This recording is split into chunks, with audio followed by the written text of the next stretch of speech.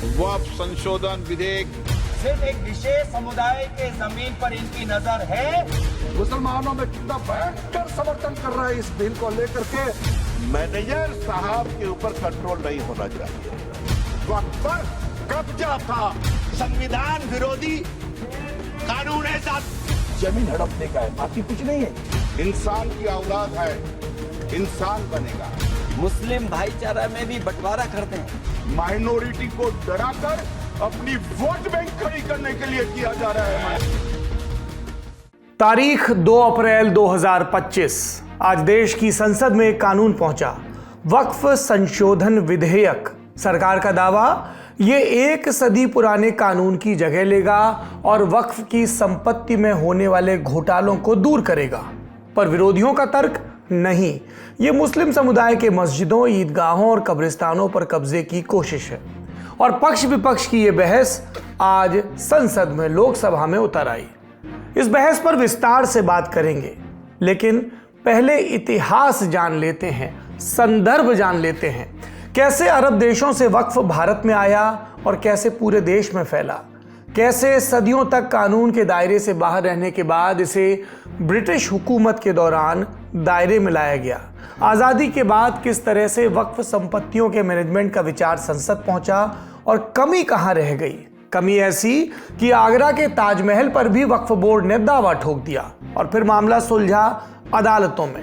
जानेंगे इस पूरी बहस को, बात करेंगे विशेषज्ञों से और सुलझाने की कोशिश करेंगे गुत्थियां। ये एक लॉन्ग पेंडिंग रिफॉर्म है या कुछ और। नमस्कार, सौरभ द्विवेदी नाम है हमारा और आप देखना शुरू कर चुके हैं Lallan top show. Brought to you by American Pistachios and Sensodyne K.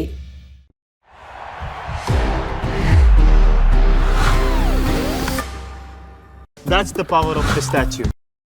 Lok Sabha में आज वक्फ संशोधन विधेयक पेश किया गया और वहां क्या हुआ उस पर आने के पहले बैकग्राउंड क्लियर करते हैं।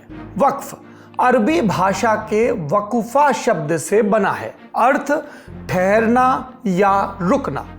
वक्फ का आशय उस संपत्ति से है जो किसी ने जन कल्याण के वास्ते समर्पित की हो। यह दान का एक तरीका है। मुस्लिम धर्मावलंबी अपनी निजी साइकिल से लेकर इमारत तक किसी को भी वक्फ करार दे सकते हैं। जब वो ऐसा करेंगे तब उन्हें कहा जाएगा वाकिफ। लेकिन किसी भी संपत्ति के वक्फ होने में उसके जन कल्याणकारी कार्यक्रम में इस्तेमाल होने का मकसद साफ होना चाहिए। उसके अलावा और किसी काम में उस संपत्ति का इस्तेमाल नहीं किया जा सकता है। इस्लाम में सबसे पहले वक्फ का उदाहरण पैगंबर मोहम्मद के समय में मिलता है। उदाहरण, उनके समय खजूर के 600 पेड़ों का एक बाग लगाया गया था। इससे होने वाली आमदनी से उस समय मदीना के गरीब लोगों की मदद की जाती थी। इसे ही पहला उदाहरण माना जाता है। इसके बाद 7वीं सदी में मोहम्मद बिन कासिम के नेतृत्व में अरब लोगों की भारत के सिंध और मुल्तान के इलाके में आमद हुई और इसके साथ ही भारतीय उपमहाद्वीप में वक्फ परंपरा की आमद हुई। इसके बाद 12वीं सदी में इस्लामिक सल्तनत और 15वीं सदी में मुगल आक्रांताओं के जरिए देश में इस्लाम ने अपनी पहले से ज़्यादा जगह बनाई और इससे इस्लाम की तमाम परंपराओं के साथ वक्फ की परंपरा भी देश के अलग अलग इलाकों में फैली। समय का पहिया आगे घूमा। 18वीं सदी में देश में आए ब्रिटिश। देश फिर अंग्रेज़ों के अधीन चला गया और ब्रिटिश हुकूमत को लगने लगा कि वक्फ की संपत्तियों को रेगुलेट करने की ज़रूरत है, क्योंकि उन्हें लगातार शिकायतें मिल रही थीं कि इस्लामिक इमारतों और संपत्तियों के ट्रस्टी, जिन्हें मुतवल्ली भी कहते हैं, वो वक्फ को मिलने वाले चंदे का गलत इस्तेमाल कर रहे हैं। यानी वक्फ में धांधली की शिकायतें, भ्रष्टाचार की शिकायतें नई नहीं हैं, अंग्रेज़ों के ज़माने में भी थी। ऐसी शिकायतों की तब की अदालत में सुनवाई संभव नहीं थी, क्योंकि इन सुनवाई के लिए ज़रूरी कानून उपलब्ध नहीं था और यहीं से कानून की ज़रूरत समझ में आई। ब्रिटिश हुकूमत ने 1913 में एक कानून बनाया जिसका नाम था मुसलमान वक्फ वैलिडेटिंग एक्ट।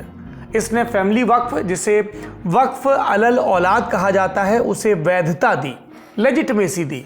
वक्फ अलल औलाद एक स्पेशल तरह का वक्फ है जिसमें प्रॉपर्टी से जुड़ी इनकम उसे दान करने वालों के बच्चों या वंशजों के लिए होती है। इस कानून को एक अहम कदम तब माना गया क्योंकि इससे पहले ब्रिटिश राज की अदालतों ने कई मामलों में वक्फ अलल औलाद को खारिज कर दिया था, जिससे मुस्लिम समुदाय के बीच एक नकारात्मक संदेश गया था। इसका एक बड़ा उदाहरण 1894 का अब्दुल फाता मोहम्मद बनाम धुर चौधरी केस है। ब्रिटिश जज ने अपने यहाँ के कानूनों का हवाला दिया और कहा कि वक्फ प्रॉपर्टी से होने वाली कमाई को हमेशा हमेशा के लिए दान देने वालों के वंशजों को नहीं दिया जा सकता है। नया कानून बना और कुछ बरस बाद 1923 में एक और कानून बना। इसका नाम था मुसलमान वक्फ एक्ट। काम वक्फ संपत्तियों को कानून के दायरे में लाना। इसमें प्रावधान किए गए कि तमाम मुतवल्ली वक्फ के पैसे का लेखा जोखा मेंटेन करें और इस हिसाब किताब का सालाना ऑडिट होगा, जांच होगी। इसके बाद 1930 में इस कानून में संशोधन किया गया और इसे थोड़ा और सख्त और बाध्यकारी बनाया गया। फिर 1934 में बंगाल में एक और प्रयोग हुआ। वहां बंगाल वक्फ एक्ट नाम से कानून बना, जिसमें ये प्रावधान थे। वक्फ संपत्तियों की विस्तृत जानकारी सार्वजनिक की गई। वक्फ संपत्तियों के मैनेजमेंट के लिए प्रांतीय वक्फ बोर्ड बनाया गया। सर्वे के लिए कमिश्नर नियुक्त किया गया। इसके बाद 1935 में आए कानून गवर्नमेंट ऑफ इंडिया एक्ट ने धर्मार्थ कामकाजों के लिए दान की जा रही संपत्तियों को सरकार के सीधे जुरिडिक्शन में ला दिया। फिर आता है 1947 का बरस। देश आजाद हुआ। पूरे देश में पसरी वक्फ संपत्तियों के लिए इसके बाद एक स्ट्रक्चर बनाने की बात हुई और इस तरह साल 1954 में संसद ने वक्फ एक्ट 1954 पास किया। इसी के नतीजे में वक्फ बोर्ड बना। अगले बरस यानी 1955 में कानून लागू होने के बाद इसमें एक संशोधन भी किया गया, एक बरस के ही दरमियान। अब राज्यों के स्तर पर भी वक्फ बोर्ड बनाने का प्रावधान लाया गया। फिर एक महत्वपूर्ण पड़ाव आया साल 1995 में। इस साल देश की संसद ने एक नया वक्फ बोर्ड एक्ट पास किया। इसके क्या प्रावधान थे? वक्फ संपत्तियों को मुस्लिम कानून के तहत साफ साफ डिफाइन किया गया। कहा गया कि ये संपत्तियां पूरी तरह से धर्मार्थ कार्यों के लिए डेडिकेटेड हैं। हर राज्य के लिए एक वक्फ बोर्ड बनाना जरूरी हो गया ताकि इन संपत्तियों को मैनेज और रेगुलेट किया जा सके और उसके नियम भी बनने चाहिए वक्फ बोर्ड बनाने के। राज्यों के स्तर पर यह भी कहा गया।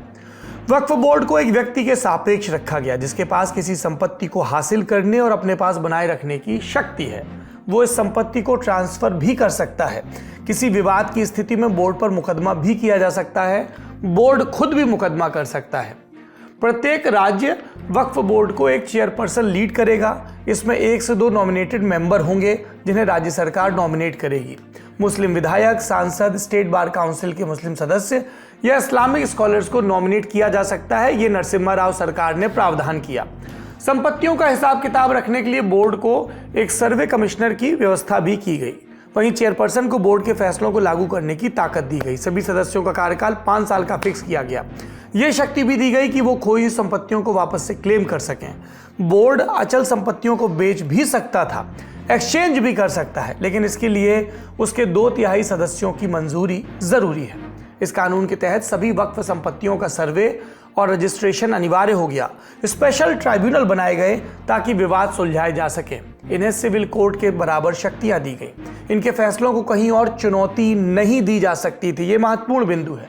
मुतवल्ली यानी एक मैनेजर की व्यवस्था भी की गई। वक्फ संपत्तियों पर नजर रखने की जिम्मेदारी दी गई। उसे यह भी सुनिश्चित करना था कि इन संपत्तियों का मैनेजमेंट इस्लामिक कानून के तहत हो। कानून ने यह भी तय किया कि वक्फ संपत्तियों को किराए पर नहीं चढ़ाया जा सकता। 1995 वाला ये जो कानून है, इसने एक मोटा माटी फ्रेमवर्क बना दिया, लेकिन समय बीता तो आलोचनाएं होने लगी। वक्फ संपत्तियों पर कब्जे, किराए पर चढ़ाने, पारदर्शिता न होने और मैनेजमेंट से जुड़ी दूसरी शिकायतें आने लगी। इसको लेकर विवाद बढ़े तो जांच भी हुई। साल 2013 में अखिलेश यादव की सरकार के दौरान उत्तर प्रदेश सेंट्रल सुन्नी वक्फ बोर्ड के पूर्व CEO अकमल हुसैन की एक जांच रिपोर्ट आई। इसमें लिखा गया वक्फ बोर्ड के कर्मचारी भी भ्रष्टाचार में लिप्त हैं। और क्या था रिपोर्ट में? स्थानीय लोगों, अतिक्रमण करने वालों और मकानों के किराएदारों से बातचीत के बाद समझ आया वक्फ संपत्तियों की अनियमितता और भ्रष्टाचार में हमारे कर्मचारी, स्थानीय ऑडिटर और संबंधित मुतवल्ली या कमेटी के एग्जीक्यूटिव की मिली भगत है। अकमल हुसैन ने भ्रष्ट बोर्ड अधिकारियों की संपत्ति की जांच CBI, इकोनॉमिक ऑफेंस विंग या डायरेक्टरेट ऑफ रेवेन्यू इंटेलिजेंस जैसी जांच एजेंसी से कराने की भी सिफारिश की थी। पर रिपोर्ट के बाद हुआ कुछ नहीं। मिली जुली शिकायतें दूसरे राज्यों से भी आती रहीं, पर कोई सख्त कानून बनाया जाए जिससे ये शिकायतें दूर हों, ऐसा नहीं हुआ। साल 2013 में इंडिया टुडे मैगजीन में छपी पीयूष बबेले की एक रिपोर्ट ने वक्फ संपत्तियों से जुड़े 2 और महत्वपूर्ण बिंदु उठाए। पहला, ज़्यादातर वक्त में या तो ऑडिट नहीं हो रहा या फिर इसके नाम पर खाना पूर्ति हो रही। बहुत से मामले हैं जहां फर्जी कर्मचारियों को पेमेंट दिखाकर पैसा मुतवल्ली या कमेटी एग्जीक्यूटिव की जेब में जा रहा है।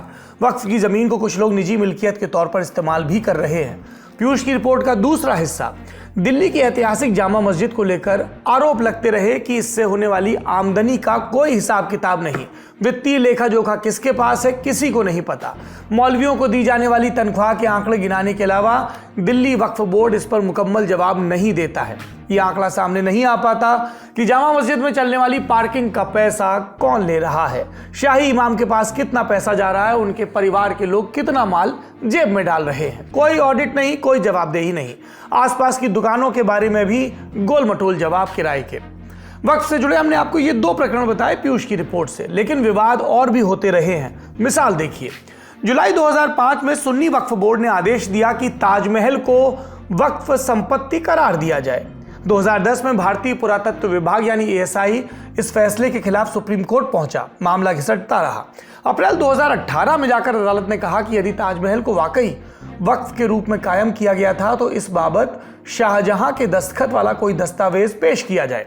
सुन्नी वक्फ बोर्ड ने तब कहा कि संपत्ति तो अल्लाह की है, लेकिन मालिकाना बोर्ड को दे दिया जाए ताकि प्रबंधन ठीक से हो। बोर्ड ने यह भी स्वीकारा कि शाहजहां के दस्तखत तो मौजूद नहीं, लेकिन चूंकि ताजमहल लंबे समय से वक्फ संपत्ति की तरह प्रयोग में लाया जा रहा है, इसलिए मालिकाना बोर्ड को देने में हर्ज नहीं। तब चीफ जस्टिस ऑफ इंडिया थे दीपक मिश्र। जस्टिस मिश्र ने तब कहा कि ऐसे समय बहुत बड़ी समस्या खड़ी हो जाएगी। ये एक उदाहरण है। मार्च 2014 का समय याद करिए। देश में लोकसभा चुनाव की धूम थी। आदर्श आचार संहिता MCC लागू होने से एक रात पहले उस समय के शहरी विकास मंत्रालय ने 123 संपत्तियों को डीनोटिफाई करने और दिल्ली वक्फ बोर्ड को स्वामित्व अधिकार हस्तांतरित करने के लिए एक मसौदा, एक कैबिनेट नोट तैयार किया था। इनमें से कुल 61 संपत्तियां भूमि और विकास विभाग के अधिकार में थीं, जबकि बाकी DDA यानी दिल्ली विकास प्राधिकरण के अंतर्गत आती थी। 2014 के लोकसभा चुनाव में हम जानते हैं कि भाजपा जीती और दिल्ली उच्च न्यायालय में VHP विश्व हिंदू परिषद की तरफ से एक याचिका भी दायर हुई। इसके बाद NDA सरकार ने इन 123 संपत्तियों के हस्तांतरण की जांच शुरू की। दावा किया गया था कि यह काम राजनीतिक कारणों से किया गया है। संपत्तियां पूरी दिल्ली में छितराई थी। Connaught place, Janpath, Ashok road, Babar road, Lodhi road, Mathura road, Pandara road, Jangpura, Karol Bagh और दरियागंज जैसे इलाके जहां जमीन की कीमत बहुत ज्यादा है। बाद में एक रिव्यू कमेटी भी बिठाई गई। इसके अलावा एक और मामला सितंबर 2022 में तमिलनाडु के थिरुचेंथुरई गांव का है। गांव के किसान राजगोपाल कर्ज चुकाने के लिए अपनी जमीन नहीं बेच पाए। क्यों?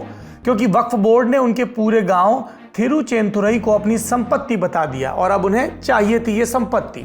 वक्फ की NOC नहीं मिलती तो वो संपत्ति नहीं बेच पाते गांव के लोग। और मामला क्या था? गांव को 1956 में नवाब अनवरदीन खान ने वक्फ के रूप में दान कर दिया, अवैध बिक्री या अतिक्रमण को रोकने के लिए। वक्फ बोर्ड ने पंजीकरण विभाग से वक्फ संपत्तियों को 0 वैल्यू देने का अनुरोध किया। संपत्ति लेन देन की अनुमति देने के लिए अल्पसंख्यक मामलों के मंत्रालय ने वर्तमान में इस अनुरोध पर रोक लगा दी। इस स्थिति ने राजनीतिक और सांप्रदायिक तनाव को भी बढ़ा दिया था।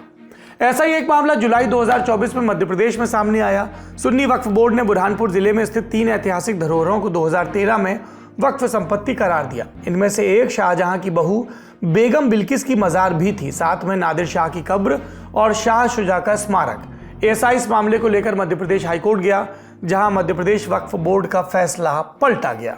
देश भर में इस तरह की शिकायतें आ रही थी, जिन पर UPA सरकार क्या कर रही थी। साल 2013 में प्रधानमंत्री मनमोहन सिंह की सरकार ने एक तब्दीली की, एक फैसला किया कि देश भर में वक्फ संपत्तियों की निगरानी के लिए जियोग्राफिकल इंफॉर्मेशन सिस्टम यानी GIS की मैपिंग की जाए, ताकि इनका सटीक रिकॉर्ड रखा जा सके। इसके बाद नरेंद्र मोदी सरकार आती है और फिर इंतजार होता है कि क्या वक्फ को लेकर यह सरकार कोई कानून लाएगी। 2024 में जब नरेंद्र मोदी सरकार अपने 10वें बरस में होती है, तब वक्फ संशोधन विधेयक आता है। इसके प्रावधान क्या है? जिला कलेक्टर को शक्ति दी गई कि वो इस बात का निर्णय कर सके कि कौन सी संपत्ति वक्फ की है और कौन सी सरकार की। प्रावधान तय हुए कि कलेक्टर किसी प्रॉपर्टी को सरकार की मानता है तो उसे रिकॉर्ड में बदलाव करना होगा। कलेक्टर जब तक सरकार को रिपोर्ट नहीं देता तब तक उस प्रॉपर्टी को सरकार का ही माना जाए। 1995 वाले कानून की धारा 40 को खत्म किया जाएगा। इसके तहत वक्फ बोर्ड को किसी संपत्ति को अपनी संपत्ति घोषित करने का अधिकार था, नहीं रहेगा। वक्फ के खिलाफ याचिकाएं डालने वालों का सबसे बड़ा तर्क इसी धारा के खिलाफ था। नए कानून के बनने से पहले या बाद में अगर किसी सरकारी संपत्ति को वक्फ घोषित किया गया तो वो अब उसकी प्रॉपर्टी नहीं रहेगा। सरकार कैग के जरिए वक्फ संपत्तियों का ऑडिट करवा सकती है। बोर्ड को अपनी संपत्तियां जिला कलेक्टर के ऑफिस में रजिस्टर भी करानी होंगी। वक्फ संपत्तियों के रजिस्ट्रेशन और मैनेजमेंट के नियम केंद्रीय स्तर पर तय किए जाएंगे। बोर्ड की सीईओ की नियुक्ति राज्य सरकारें करेंगी और यह अधिकारी ज्वाइंट सेक्रेटरी लेवल का होना चाहिए। वक्फ बोर्ड के सीईओ मुस्लिम समुदाय से आए, अब ये जरूरी नहीं है। साथ ही बोर्ड में 2 गैर मुस्लिम मेंबर भी शामिल होंगे। सरकार का तर्क, इससे वक्फ बोर्ड समावेशी बनेंगे। महिलाओं को भी वक्फ बोर्ड का हिस्सा बनाया जाएगा। बोर्ड में पिछड़े मुस्लिम समुदायों के सदस्य भी होंगे। आगा खानी और बोहरा मुस्लिम समुदायों के लिए अलग वक्फ बोर्ड भी बनेगा। इसके अलावा केंद्र सरकार सेंट्रल वक्फ काउंसिल में 3 सांसदों को रख सकेगी, 2 सांसद लोकसभा से और 1 राज्यसभा से। जरूरी नहीं कि ये सांसद मुस्लिम ही हों। सेंट्रल वक्फ काउंसिल का काम वक्फ के मुद्दों पर केंद्र सरकार को सलाह देना है। राज्य और केंद्रीय वक्फ बोर्ड में गैर मुस्लिमों की भी मौजूदगी होगी। सरकार का तर्क, इससे बोर्ड इंक्लूसिव बनेगा, यानी सबका प्रतिनिधित्व होगा। वक्फ संपत्तियों के रजिस्ट्रेशन और मैनेजमेंट प्रोसेस के लिए एक सेंट्रलाइज पोर्टल बनेगा। ये भी प्रावधान तय हुए। 8 अगस्त 2024 यानी नरेंद्र मोदी सरकार के 10 बरस पूरे हो गए। 11वें में वो दाखिल हुए। तो 8 अगस्त 2024 को तीसरे कार्यकाल के शुरुआती महीनों में लोकसभा में वक्फ संशोधन बिल पेश किया गया। देश भर में इसके खिलाफ प्रदर्शन हुए। इसके बाद बिल के ड्राफ्ट को संसद की ज्वाइंट पार्लियामेंट्री कमेटी यानी जेपीसी को भेज दिया गया। 31 मेंबरों वाली जेपीसी में 21 मेंबर लोकसभा के थे और 10 राज्यसभा के। पार्टीवार ब्रेकअप देखें तो 31 में 19 सत्ता पक्ष के और 12 विपक्षी दलों के सांसद थे। सदस्यों की सूची आप स्क्रीन पर देख रहे हैं। जेपीसी की मीटिंग्स में क्या बहस हुई, हमने आपको पिछले साल के कई ललन टॉप शोज में विस्तार से बताया। आपकी अगर दिलचस्पी हो तो जाकर डिस्क्रिप्शन में लिंक पर क्लिक कर सकते हैं। बहरहाल 27 जनवरी 2025 को जेपीसी ने बिल के ड्राफ्ट को मंजूरी दी और कमेटी में शामिल एनडीए सांसदों के सुझाए 14 संशोधनों को स्वीकार किया। विपक्ष के सांसदों ने कहा, जेपीसी की रिपोर्ट से विपक्षियों की 44 आपत्तियों को खारिज कर दिया गया है। फिर 13 फरवरी 2025 को जेपीसी की रिपोर्ट संसद में पेश की गई। इस जेपीसी की अध्यक्षता कर रहे थे भाजपा के यूपी से सांसद जगदम्बिका पाल। फिर होती है 19 फरवरी 2025 को केंद्रीय कैबिनेट की मीटिंग। इसमें बिल के इस नए मसौदे को, ड्राफ्ट को मंजूरी मिल गई देश की कैबिनेट की। नए मसौदे में जिन 14 संशोधनों को स्वीकार किया गया, उनका निचोड़ क्या है ये समझिए। वक्फ बाय यूजर। 1995 के वक्फ कानून के मुताबिक अगर कोई संपत्ति लंबे समय से वक्फ यानी धार्मिक या चैरिटी के लिए इस्तेमाल हो रही है तो वह वक्फ ही मानी जाएगी, भले ही उससे जुड़ा कोई औपचारिक दस्तावेज ना हो। इसका उदाहरण मस्जिदें और कब्रिस्तान हैं। 2024 वाले बिल में इस नियम को पूरी तरह हटाने की बात थी, लेकिन इससे हजारों प्रॉपर्टी पर विवाद बढ़ने की आशंका जताई जा रही थी। अब संशोधित बिल में कहा गया कि यह नियम भविष्य की चीज़ों पर लागू होगा, यानी 2025 से पहले वक्फ बाय यूजर के तौर पर रजिस्टर्ड प्रॉपर्टी वक्फ की ही रहेगी, बशर्ते उन पर कोई विवाद ना हो या वो सरकारी जमीन ना हो, कब्जा ना हो। दूसरा बिंदु, कलेक्टर का रोल। पुराने बिल में कलेक्टर यानी जिला मजिस्ट्रेट को वक्फ प्रॉपर्टी की जांच करने का हक दिया गया था। नए बिल में कलेक्टर से ऊपर की पोस्ट का अधिकारी ये जांच करेगा कि कोई संपत्ति सरकारी है या नहीं। वो अधिकारी अपनी रिपोर्ट राज्य सरकार को देगा। इसके पीछे मंशा गलत दावों को रोकने का है। तीसरी बिंदु, प्रैक्टिसिंग मुस्लिम। पहले नियम था कि कोई भी व्यक्ति अपनी प्रॉपर्टी वक्फ में दे सकता था। पुराने बिल में शर्त थी कि प्रॉपर्टी देने वाला कम से कम 5 साल से इस्लाम का पालन करने वाला हो, साथ ही वो उस प्रॉपर्टी का मालिक हो। लेकिन नए बिल में अब उसे ये साबित करना होगा कि वो 5 साल से इस्लाम का पालन कर रहा है, प्रॉपर्टी उसकी अपनी है और वक्फ देने में कोई विवाद शामिल नहीं है। आवेदन की सुनवाई, ये एक अहम बिंदु है। वक्फ से जुड़ी किसी भी अपील को 2025 के कानून लागू होने के 6 महीने बाद कोर्ट उसकी सुनवाई नहीं कर सकता था, लेकिन नए बिल के तहत अब कोर्ट 6 महीने बाद भी अपील की सुनवाई कर सकता है, बशर्ते आवेदन करने वाला ये साबित कर दे कि उसके पास देरी की ठोस वजह थी। इन तमाम बदलावों के साथ बिल पेश होने की तारीख मुकर्रर हुई 2 अप्रैल 2025 यानी आज का दिन। हमने आपको 1 अप्रैल के ललन टॉप शो में बताया था कि आज बिल पेश होने के पहले की लामबंदियां क्या रही। सत्ता पक्ष और विपक्ष की पार्टियों ने 1 अप्रैल की रात ही व्हिप जारी की कि सभी सांसद 2 तारीख को लोकसभा में मौजूद रहें। व्हिप यानी एक आदेश जो पार्टी के सभी सांसदों के लिए मानना अनिवार्य है। 2 अप्रैल का दिन शुरू हुआ।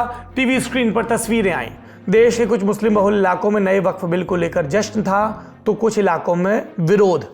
दोनों की टिप्पणियां सुनते हैं, फिर संसद का रुख करेंगे। महिलाओं को बहुत फायदा होगा। जिस तरीके से 70 साल से कांग्रेस की सत्ता रही यहाँ पर और हमारी मुस्लिम महिलाओं के लिए कुछ नहीं किया गया और वक्फ बोर्ड की जमीनें जिस तरीके से हड़पी गई।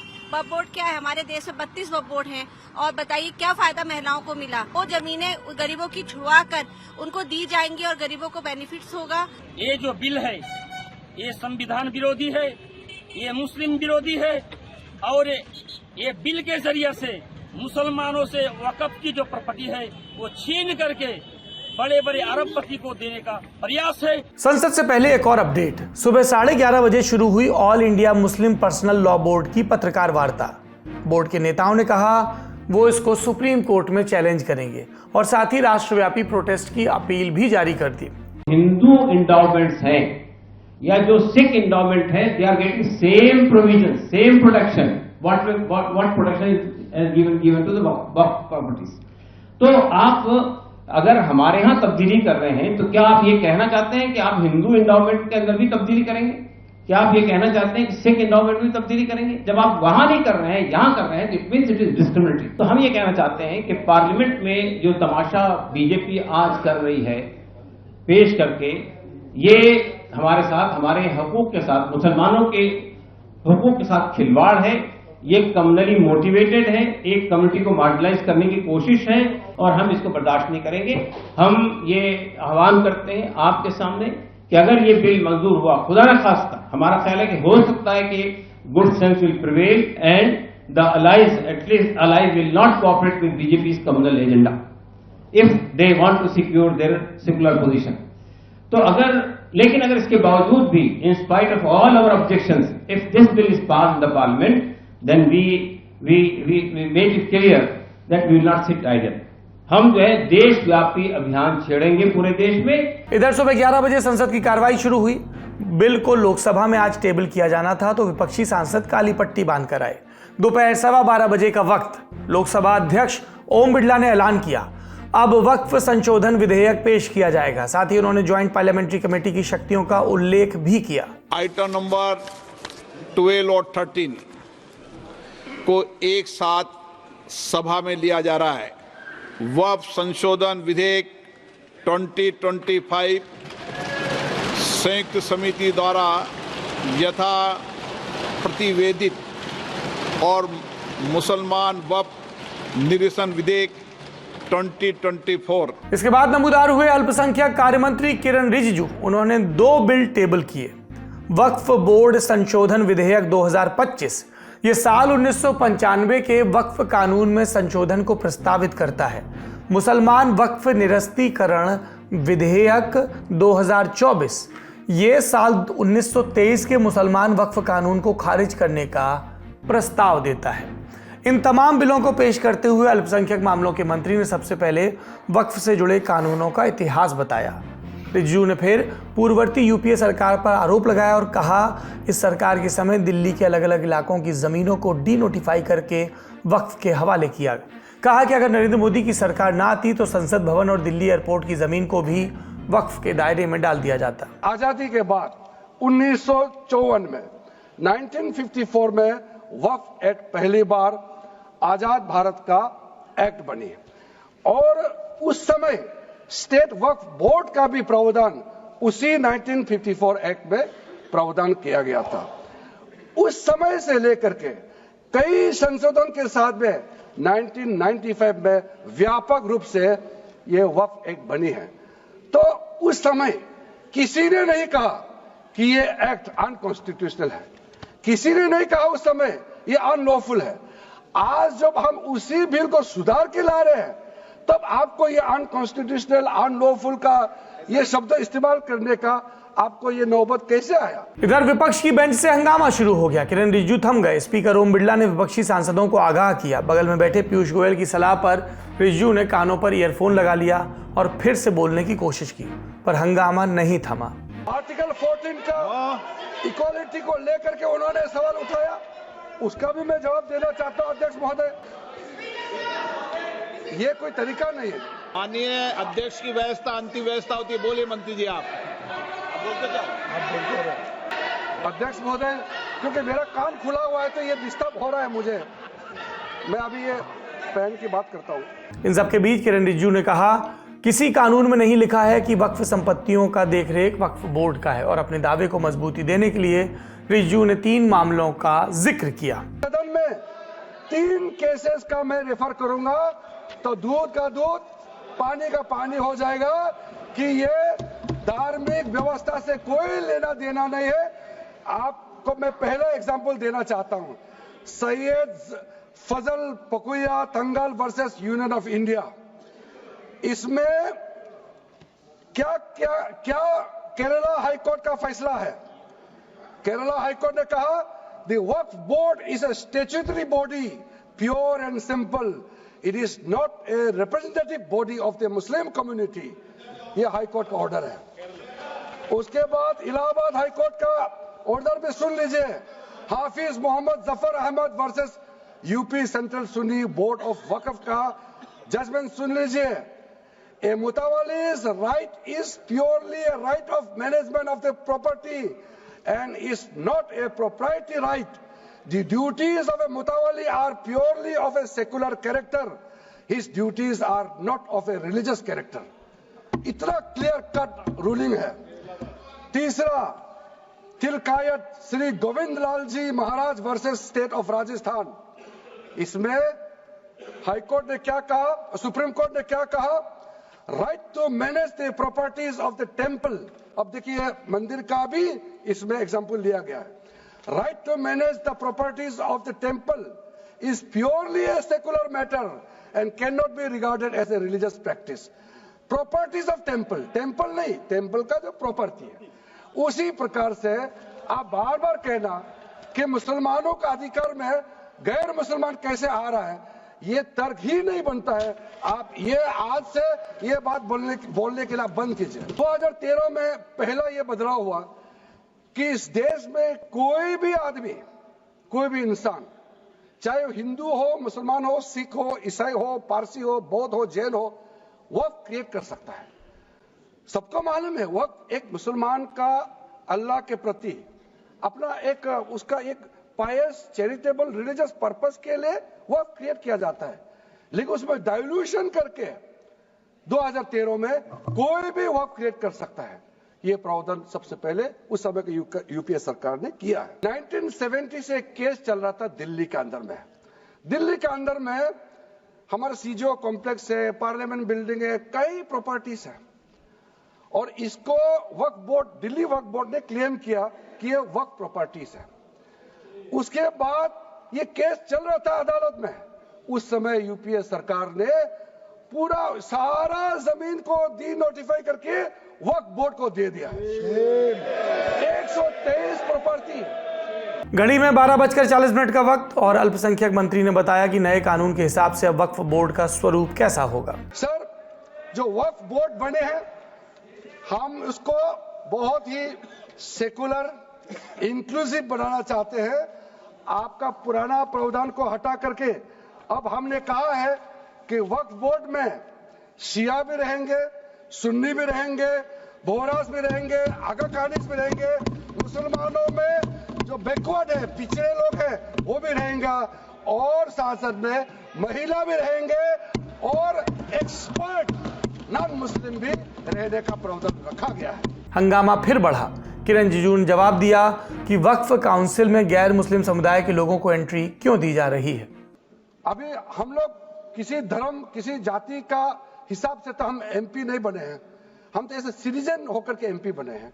तो अगर मेरा कॉन्स्टिट्यूंसी वाला हमको कहेंगे कि किरण रिजिजू मेरा यहाँ नहीं आ सकता है, हमारा धर्म और तुम्हारा धर्म अलग है, तो कैसे होगा। मैं तो एज एमपी मेरे पास अथॉरिटी है, मैं जा सकता हूँ। उसी प्रकार से आपका ट्रस्ट है, ट्रस्ट को चलाता है चैरिटी कमिश्नर। तो ट्रस्ट वाला कैसे कहेंगे कि चैरिटी कमिश्नर मेरा जात का ही होना चाहिए। चैरिटी कमिश्नर तो गवर्नेंस को संभालने के लिए है, चलाता तो ट्रस्ट है। उसी प्रकार से आप कैसे कह सकते कि मेरा वक्फ प्रॉपर्टी को देखने के लिए वक्फ बोर्ड में गैर मुसलमान नहीं हो सकता है। आप कैसे कह सकते हैं। ये तर्क को आप थोड़ा गहराई से सोचिए। बिल टेबल हुआ। अब बारी थी चर्चा की। विपक्षी खेमे की ओर से बोलने के लिए खड़े हुए असम की जोरहाट सीट से कांग्रेस के सांसद और जो लोकसभा में कांग्रेस पार्टी के उपनेता हैं गौरव गोगोई। भाषण शुरू करने के साथ ही गोगोई ने किरण रिजिजू को चैलेंज किया कि अल्पसंख्यक मंत्री पूर्व की यूपीए सरकार पर लगाए आरोपों के साक्ष्य सबूत पेश करें। इसके साथ ही गोगोई ने केंद्र सरकार पर आरोप लगाए कि इनकी सरकारों ने सड़क पर ईद की नमाज नहीं पढ़ने दी। और बात करते हैं अल्पसंख्यकों की। उन्होंने सवाल उठाया, कहां से आया है ये कानून? विपक्षी सांसदों ने पीछे से आवाज लगाई, नागपुर से। इस सरकार का इस बिल के द्वारा 4 इनके मूल उद्देश्य। पहला मूल उद्देश्य है कि संविधान को कमजोर करना, टू डाइल्यूट द कॉन्स्टिट्यूशन। इनका दूसरा उद्देश्य है भ्रम फैलाना, to defame the minority communities of India. इनका तीसरा उद्देश्य है to divide the Indian society. हमेशा एक हमारे बीच में एक लिटिगेशन चलता रहे, मसला और बढ़ता जाए, ये उनका उद्देश्य है। और चौथा इनका उद्देश्य, to disenfranchise the minority communities. आज माइनॉरिटी कम्युनिटीज के प्रति अपनी संवेदना जता रहे हैं। सर, कुछ हफ्ते पहले देश में विभिन्न जगहों में लोगों ने ईद की शुभकामनाएं एक दूसरे को दी। और क्या आपको पता है कहां इनकी डबल इंजन की सरकार ने लोगों को रास्ते पे ईद का नमाज भी पढ़ने नहीं दिया। और ये बात करेंगे आप अल्पसंख्यकों के प्रति अपनी संवेदना जताते हैं। मैं पूछना चाहता हूं कि आपके लोकसभा में कितने एमपीज अल्पसंख्यक हैं? पहले उसका विवरण दीजिए और फिर हमें बताइए कि आपके दिल में कितना संवेदना है। सर, मेरा तो मैंने जिस दिन भी ये बिल इंट्रोड्यूस हुआ उस दिन भी आदरणीय मंत्री को मैंने सुना और आज भी मैंने उनको सुना।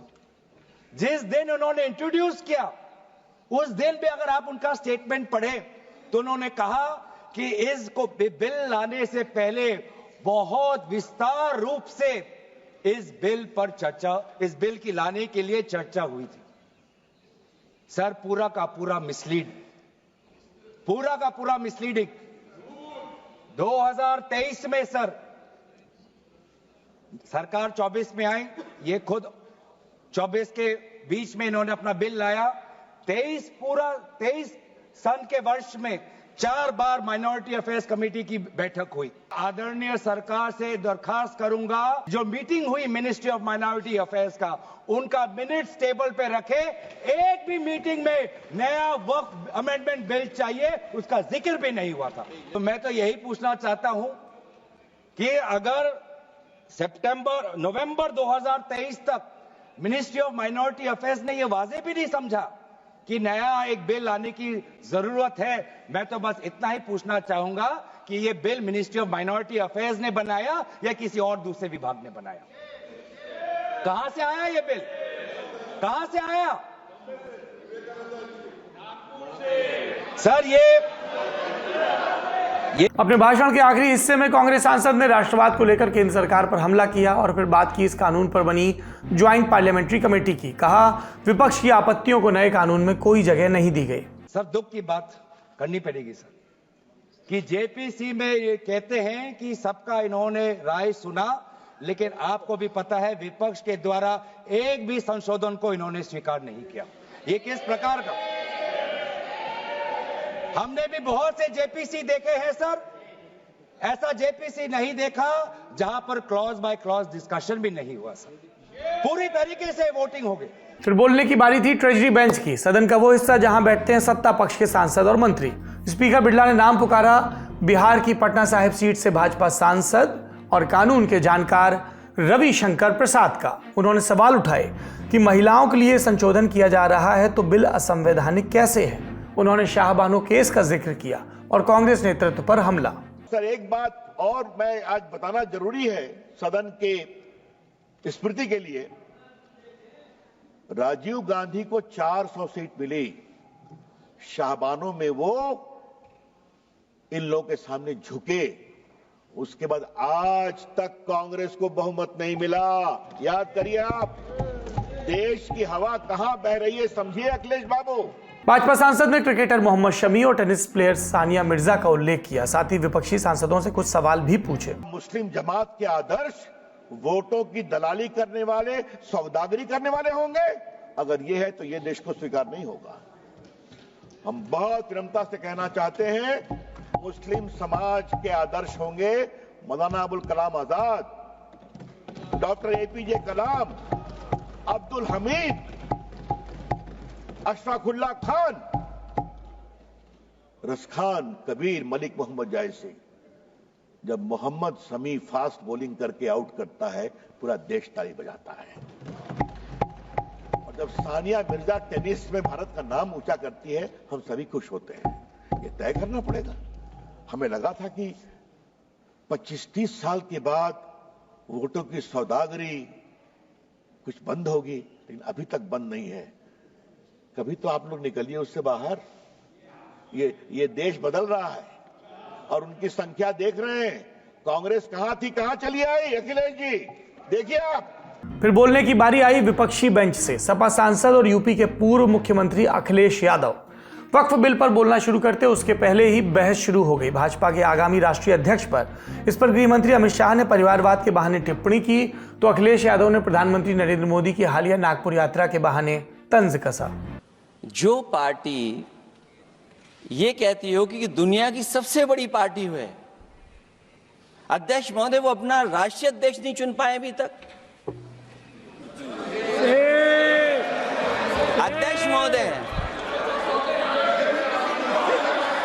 अध्यक्ष महोदय भारतीय जनता पार्टी क्या है?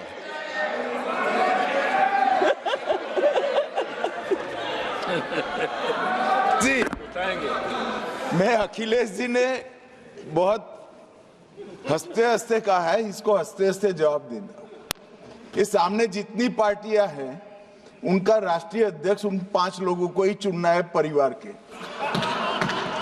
हमें माननीय अध्यक्ष जी करोड़ों सदस्यों में से 12-13 करोड़ सदस्य प्रक्रिया कर कर चुनना है तो देर लगती है। आपके यहाँ जरा भी देर नहीं लगेगी। मैं कह देता हूं अभी 25 साल तक आप अध्यक्ष हो जाओ, नहीं बदल सकता। बहस थमी। सपा सुप्रीमो ने वक्फ बिल पर बोलना शुरू किया। महाकुंभ में भगदड़, नोटबंदी, चीन की घुसपैठ की चर्चा की और कहा वक्फ बिल में ना तो नीति सही है और ना नियत। ये कानून देश के करोड़ों लोगों से घर दुकान छीनने की साजिश है। अध्यक्ष महोदय, कुंभ में आस्था सबकी है, कोई ऐसा नहीं जिसकी आस्था ना हो। और कुंभ कोई पहली बार नहीं हो रहा था। ये भारतीय जनता पार्टी के लोगों ने ऐसा प्रचार किया कि 144 वर्षों के बाद पहली बार महाकुंभ होने जा रहा है और लोग निकल पड़े।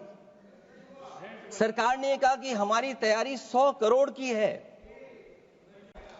आप कहते टेक्नोलॉजी का हम इस्तेमाल करेंगे, जमीनों को हम मैपिंग कर करके डेटा एंड रिकॉर्ड ठीक करेंगे।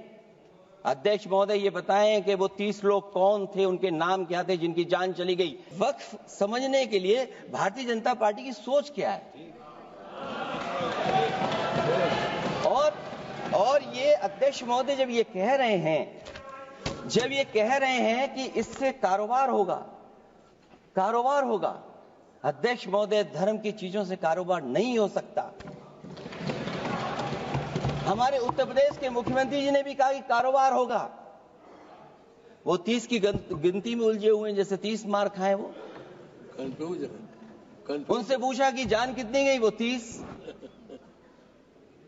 उनसे पूछा कि कारोबार कितने का होगा, 30 गुणा 10,000 करोड़। सबसे बड़ी बात यह कि वक्फ बिल के पीछे की न तो नीति सही है न नियत।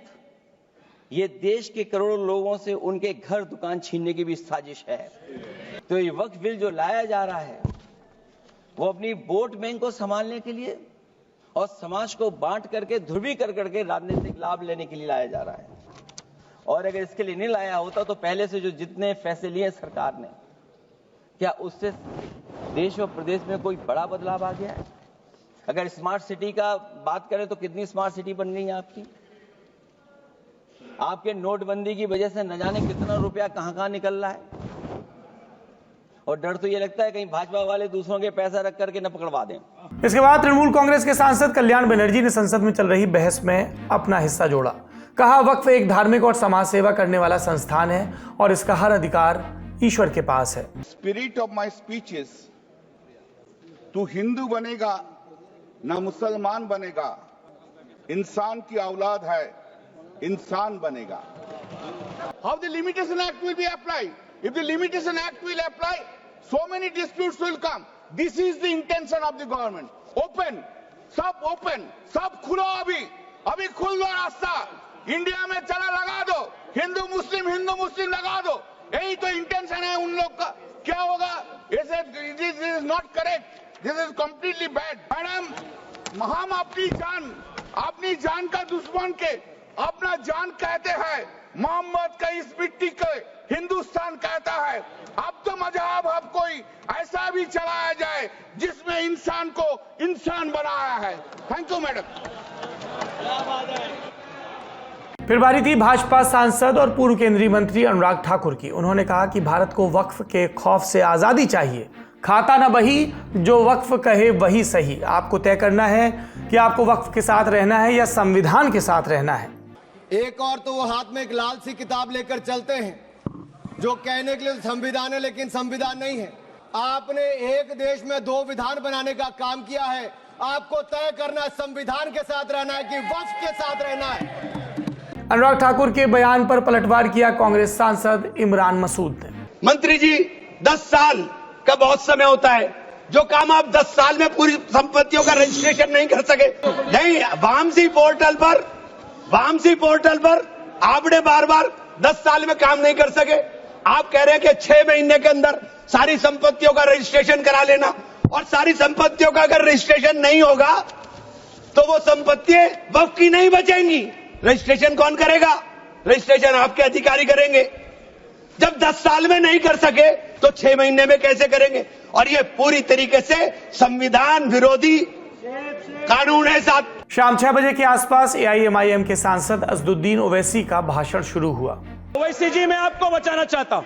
तेजस्वी Surya ji, sir please speak to the chair. Yes sir, sir मैं आपके माध्यम से उनको बताना चाहता हूं, हिंदू को आपके 1 इंच का भी जमीन का जरूरत नहीं है जो आपके खुद का आपके रियल जमीन है।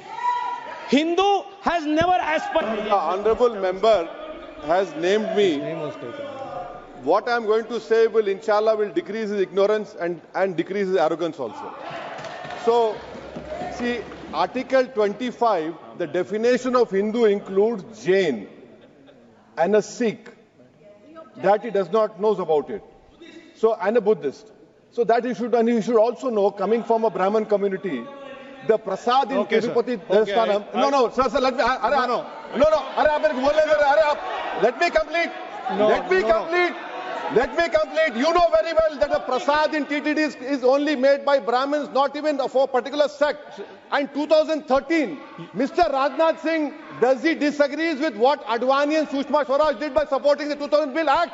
You are opposing your own leadership. You are making a fun of yourself over here. गृह मंत्री अमित शाह ने सदन में अपनी बात रखी। राजद प्रमुख लालू यादव के एक पुराने भाषण के बहाने विपक्ष पर हमला किया। पहले देखिए वो बयान, फिर गृह मंत्री की प्रतिक्रिया। एक कानून बनाना चाहिए बहुत कड़ा। सारी जमीनें हड़प ली गई है, चाहे सरकारी हो या गैर, उसमें जो काम करने वाले लोग हैं सब बेच दिया है। प्राइम लैंड, ऐसा नहीं है कि कोई खेती वाली जमीन है। मान्यवर, ये कह रहे कलेक्टर क्यों रखा है? मुझे एक बात बताओ भाई, जो बता सकते हैं। अगर किसी मंदिर के लिए जमीन खरीदनी है तो जमीन की मालिकी किसकी है वो हमारे देश में कौन तय करता है? सबको मालूम है, कलेक्टर करता है सर, रेवेन्यू ऑफिसर वही है। तो अगर वक्फ की भूमि जो वक्फ कर रहा है उसकी है या नहीं है, इसकी जांच कलेक्टर करे तो इसमें आपत्ति क्या है? वक्फ तो दान है भाई, और दान अपनी संपत्ति का किया जा सकता है, किसी और की संपत्ति का नहीं किया जा सकता। अमित शाह के भाषण के और क्या प्रमुख बिंदु रहे, आप सुनिए और फिर न्यूज रूम से उसकी व्याख्या भी। कि वक्त वो ही कर सकता है जो प्रैक्टिसिंग इस्लाम को प्रैक्टिस करता होगा, क्योंकि मान्यवर इसकी उत्पत्ति ही इस्लाम के सिद्धांतों से हुई। अब मान्यवर वक्फ धार्मिक हुआ, वक्फ बोर्ड नहीं हुआ, वक्फ परिषद भी नहीं हुई। अरे सुनो भाई, मान्यवर ट्रस्ट के अंदर ट्रस्टी जो होते हैं, जो चर्च होगा तो क्रिश्चियन होंगे, पारसी भी होंगे, पारसी के लिए वो ट्रस्ट होगा, तो हिंदू होगा तो हिंदू के लिए। अब चैरिटी कमिश्नर हम कहेंगे कि भाई मुस्लिम क्यों आया? मुझे बताओ, चैरिटी कमिश्नर एक्ट में मुसलमान चैरिटी कमिश्नर बन सकता है या नहीं बन सकता है? उसको ट्रस्ट नहीं चलाना है, उसको चैरिटी के कानून के हिसाब से वो ट्रस्ट चले, उसकी देखरेख करनी है। ये धार्मिक नहीं है, ये धर्म का काम नहीं है मान्यवर, ये एडमिनिस्ट्रेटिव वर्क है। और इसलिए तो फिर चैरिटी कमिश्नर हिंदू होगा तो वो क्रिश्चियनों के ट्रस्ट का कैसे देखरेख करेगा? चैरिटी कमिश्नर क्रिश्चियन होगा तो जैनियों के और हिंदुओं के ट्रस्ट का कैसे देखरेख करेगा? अब बताओ कि सारे ट्रस्ट के चैरिटी कमिश्नर अलग अलग देश तोड़ दोगे आप लोग। आपके माध्यम से, इस सदन के माध्यम से देश भर के मुसलमान भाइयों बहनों को कहना चाहता हूं, आपके वक्फ में एक भी नॉन मुस्लिम नहीं आएगा। ये एक्ट में ऐसा कोई प्रावधान नहीं। मगर जो वक्फ बोर्ड है और वक्फ परिषद है, उसका काम क्या है? वक्फ की संपत्तियां मान्यवर बेच खाने वाले लोगों को पकड़कर इसके बाहर निकालने का। वक्फ के नाम पर औने पौने दाम में संपत्तियों को 100 साल तक किराए पे देने वाले लोगों को पकड़ना है। रात के करीब 10:30 बजे का समय हो चुका है। संसद के अंदर वक्फ अमेंडमेंट बिल पर अभी भी चर्चा चल रही है। इस चर्चा को बहुत पहले समाप्त हो जाना था, रात को 8 बजे तक, लेकिन 2 बार इसका समय बढ़ाया गया, पहले 10 बजे तक, फिर रात को 11:30 बजे तक। जैसे ही चर्चा समाप्त होगी, इस बिल पर वोटिंग होगी और सत्ता पक्ष को यकीन है कि इस विधेयक को वो पारित करा लेंगे। क्यों? क्योंकि एनडीए के जो 2 बड़े सहयोगी दल हैं, टीडीपी और जेडीयू, उन्होंने इस बिल को समर्थन देने का ऐलान वो कर चुके हैं। उनके पास 12 और 16 सांसद हैं। इसके अलावा चिराग पासवान की पार्टी भी इस विधेयक के समर्थन में और कुछ अन्य सांसद भी इसके समर्थन में हैं। इससे पहले लोकसभा के अंदर कुछ सांसदों ने अपनी बातें रखी। मसलन संभल से सपा के सांसद जियाउर रहमान बर्क ने कहा कि ये विधेयक जो है वो समाज को तोड़ने के लिए है और वो ये भी बोले हैं कि जेडीयू और टीडीपी को जनता कभी माफ़ नहीं करेगी। उसके अलावा समाजवादी पार्टी के एक और सांसद अफजाल अंसारी ने भी अपनी बातें रखी। वो ये बोले कि जो बीजेपी के लोग हैं, जो एनडीए के लोग हैं, वो राष्ट्रीय स्मारकों का संरक्षण नहीं कर पा रहे हैं। मसलन लाल किले को एक प्राइवेट कंपनी को लीज पर दे रखा है उसका संरक्षण, उसका रखरखाव करने के लिए, और ये बातें कर रहे हैं कि वो वक्फ संपत्तियों का संरक्षण करेंगे। इसके अलावा एक इम्पॉर्टेंट सांसद जिनका हम जिक्र करना चाहते हैं वो हैं शिरोमणि अकाली दल की हरसिमरत कौर। उन्होंने बोला कि जिस पार्टी के अंदर एक भी मुस्लिम सदस्य नहीं है वो आज मुस्लिम समुदाय की भलाई की बातें कर रही है और एक तरीके से भड़काने वाली राजनीति करते हैं। हिंदू समाज के लोगों को भड़काकर अपनी राजनीति को चमका रहे हैं। केंद्रीय मंत्री रवनीत सिंह बिट्टू ने इसका जवाब दिया। वो बोले कि जिन मुगलों ने हमारे गुरुओं को शहीद किया, हरसिमरत कौर उनका सपोर्ट ले रही हैं। संसद में और भी बातें हुई हैं। इसको और विस्तार से अगर आप जानना चाहते हैं तो हमारा शो संसद में आज जरूर देखें। वो आज 2 पार्ट में गया, उसका दूसरा पार्ट जल्दी अपलोड होने वाला है। 3 अप्रैल को यह बिल पेश किया जाएगा राज्यसभा में, जहां फिर से होगी बहस और फिर से होगी वोटिंग। उस बहस पर कल बात। अभी चलते हैं एक्सपर्ट्स के पास। हमने विद्वानों से इस कानून के प्रोज एंड कॉन्स पर चर्चा की। सुनिए उन्होंने क्या साझा किया। ये कानून जो है एक मिस्ड अपॉर्चुनिटी है, एक अवसर था हमारे पास कि हम समान नागरिक संहिता की तरफ आगे बढ़ते, 1 नेशन 1 लॉ की पॉलिसी को आगे बढ़ाते और जितनी भी धार्मिक संस्थाएं हैं, जितनी भी धार्मिक जायदाद और प्रॉपर्टी के मामला आते हैं, चाहे हिंदुओं का हो, सिखों का हो, ईसाइयों का हो, मुसलमानों का हो, सबके लिए एक कानून बना देते। अब आज ये है कि मुसलमानों के लिए तो आपने बहुत सख्त कानून बना दिया, लेकिन जो हिंदू रिलीजियस और चैरिटेबल एंडाउमेंट एक्ट है तमिलनाडु का, कर्नाटक का, केरला का, आपका आंध्रा का, तेलंगाना का, उसके प्रावधान और जो नया वक्फ बिल संसद में जिस पे बहस हो रही है उसके प्रावधानों में जमीन आसमान का फर्क है, जिसकी वजह से कई लोग ये कह रहे हैं कि ये आर्बिट्रेरी है, क्योंकि धर्म के नाम पर आप कोई डिस्टिंक्शन नहीं कर सकते हैं।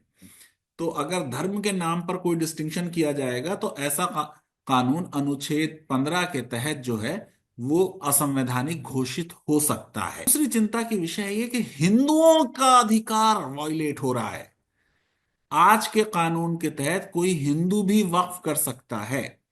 वक्फ आदमी अपनी प्रॉपर्टी की करता है, किसी दूसरे की प्रॉपर्टी की वक्फ नहीं कर सकता है।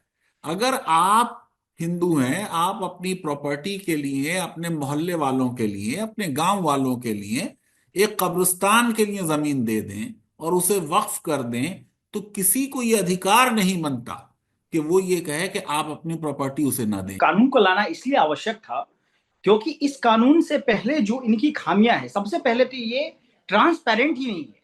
ये पूरा का पूरा अगर अभी जो एग्जिस्टिंग कानून है उसको देखेंगे, बिल्कुल ट्रांसपेरेंट नहीं है। किसी भी प्रॉपर्टी को कभी भी ये क्लेम करके डिक्लेयर कर देंगे कि वक्फ की प्रॉपर्टी है।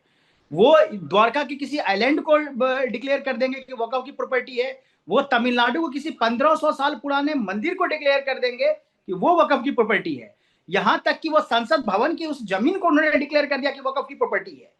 और कैसे वो डिक्लेयर करते हैं उसके पीछे कोई तर्क नहीं होता है। और उसका सबसे बड़ा एक कारण ये भी है कि अगर आप देखेंगे कि वक्फ की जितनी संपत्ति है उसमें रजिस्टर्ड कितनी है, वो परसेंटेज हार्डली 2 से 3% के बीच में उसकी प्रॉपर्टी रजिस्टर्ड है।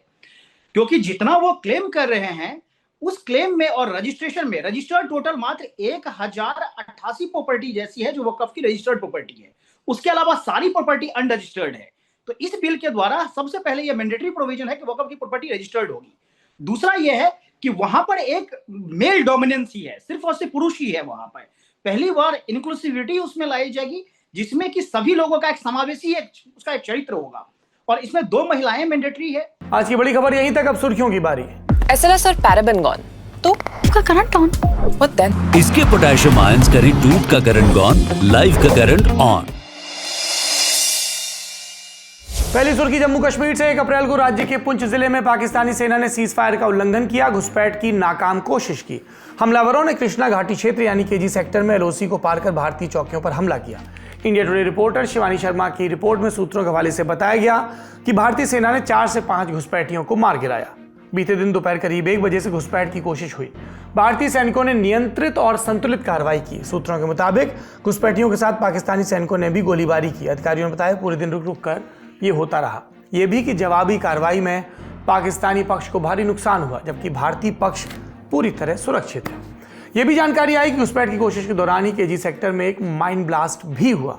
वहीं कठुआ जिले में 11 दिनों से आतंकवादियों के खिलाफ कार्रवाई चल रही है। अब तक 2 आतंकियों को मार गिराया गया है, जबकि 3 की तलाश जारी है। अगर उस ऑपरेशन के बारे में आप विस्तार से जानना चाहें तो डिस्क्रिप्शन में मौजूद वीडियो के लिंक पर क्लिक कर सकते हैं। दूसरी सुर्खी, सुप्रीम कोर्ट ने 2 अप्रैल को तेलंगाना के मुख्यमंत्री रेवंत रेड्डी को खरी बातें सुनाई। सीएम रेड्डी ने तेलंगाना विधानसभा में कहा था अगर बीआरएस के विधायक कांग्रेस में शामिल होते हैं तो उनकी सदस्यता नहीं जाएगी, उपचुनाव भी नहीं होंगे। कोर्ट ने कहा ये 10वीं अनुसूची का मजाक बनाना है। दरअसल भारतीय संविधान की 10वीं अनुसूची एंटी डिफेक्शन लॉ से जुड़ी है। किसी पार्टी के सिंबल पर विधायकी या सांसदीय जीता कैंडिडेट अगर दूसरी पार्टी में शामिल होता है तो उसकी सदस्यता चली जाती है। अगर 2/3 मेंबर जाते हैं तब ही सदस्यता बरकरार रह सकती है। सुप्रीम कोर्ट में इस समय बीआरएस की एक याचिका पर सुनवाई चल रही है। पार्टी ने मांग की कि उसके जो 7 विधायक कांग्रेस में शामिल हुए उनकी अयोग्यता पर जल्द फैसला सुनाया जाए। मामले में तेलंगाना विधानसभा के स्पीकर की तरफ से वरिष्ठ अधिवक्ता मुकुल रोहतगी दलीलें पेश कर रहे थे। जस्टिस गवई ने सीएम रेड्डी के बयान पर चिंता जताते हुए रोहतगी से कहा आपके परम आदरणीय मुख्यमंत्री संविधान का मजाक बना रहे हैं। ये सब बातें सदन में कही गई। रोहतगी ने जवाब में कहा सीएम रेड्डी के बयान को संदर्भ से काटकर पेश किया जा रहा है और वो उनकी तरफ से पेश भी नहीं हुए हैं। आज का लंडन टॉप शो यहीं समाप्त होता है। अपना और अपनों का ख्याल रखिए। शुभ रात्रि। बिक्की जॉन प्यार का भूखा, काऊ के धन दौलत का नाव। अंधेरा मुझे प्रिय है, मुझे अंधेरे की औलादों से क्या नफरत होगा। फिर अपनी आजा गुफाओं में आप मेरा फेवरेट गाना है। आजा गुफाओं में तो अभी ना एक AI से बनेगा ताऊ जो एक अंधेरी गुफा के सामने खड़े हुए हैं और बोल रहे हैं आइए।